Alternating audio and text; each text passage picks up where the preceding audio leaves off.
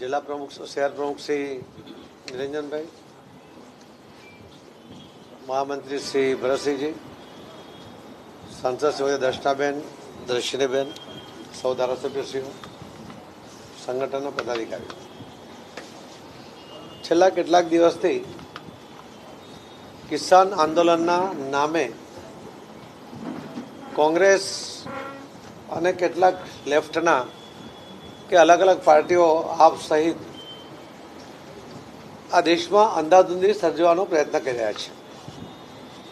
આગળ પણ આવો અનેક વાર એમણે નિરર્થક પ્રયત્ન કર્યો છે, જે નિષ્ફળ પણ ગયો છે. આ દેશના સમજુ નાગરિકો ક્યારે એમાં સહકાર એમને આપતા નથી અને એમની દાનત પણ બહુ સારી રીતે સમજે છે.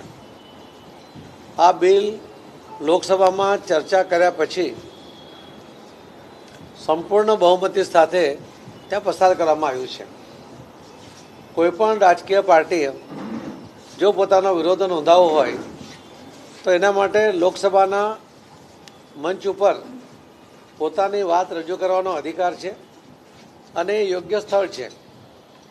પરંતુ બહુમતી સાથે ચૂંટાયેલી સરકાર એના દ્વારા લેવામાં આવેલા નિર્ણયને સંપૂર્ણ બહુમતી સાથે જ્યારે લોકસભામાં પ્રસારિત કરવામાં આવે, રાજ્યસભામાં પ્રસારિત કરવામાં આવે અને ત્યાર પછી એને રોડ પર લાવીને આટલા દિવસ પછી સામે ઇલેક્શનના સમયમાં એનો લાભ લેવા માટે અરાજકતા ફેલાવવાનો જે પ્રયત્ન, એ કોઈપણ રીતે સાંખી લેવાય નહીં અને સરેન્ડર પણ થવાય નહીં.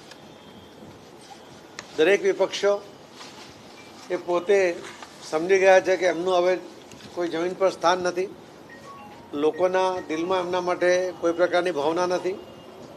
જે ભાવના છે તિરસ્કારની ભાવના છે ને એટલા માટે અરાજકતા સર્જવા માટેનો એમનો આ પ્રયાસ છે. આ બિલ ખેડૂતોના હિતમાં એટલા માટે છે કે આજ દિન સુધીમાં કોંગ્રેસ દ્વારા ક્યારેય કોઈ ખેડૂતોના હિતની વાત નક્કર રૂપે કરવામાં આવી નથી. શરદ પવાર કદાચ સૌથી વધુ લાંબો સમય સુધી એ કૃષિ મંત્રી રહ્યા છે, પરંતુ કહેવાય છે કે સૌથી લાંબો સમય અને નિષ્ફળ રહેનારા કૃષિ મંત્રી તરીકે એમણે એક રેકોર્ડ બનાવ્યો છે.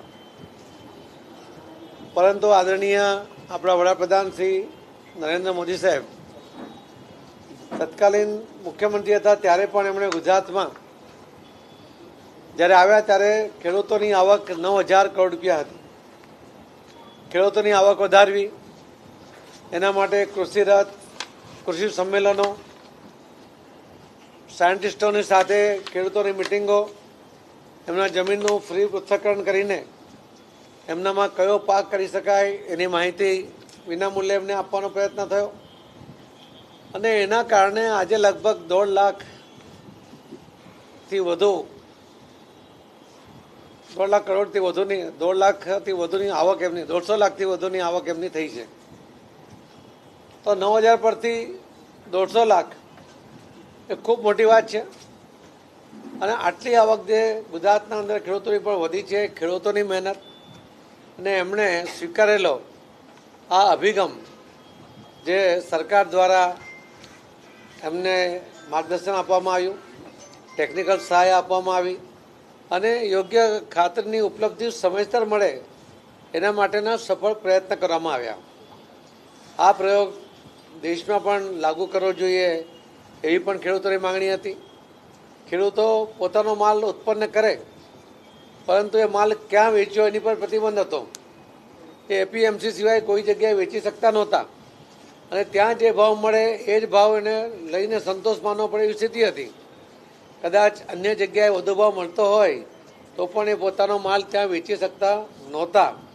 એના કારણે સ્પર્ધાનો કોઈ લાભ ખેડૂતોને મળતો નહોતો અને એમના મનમાં એક અન્યાયની લાગણી પણ હતી.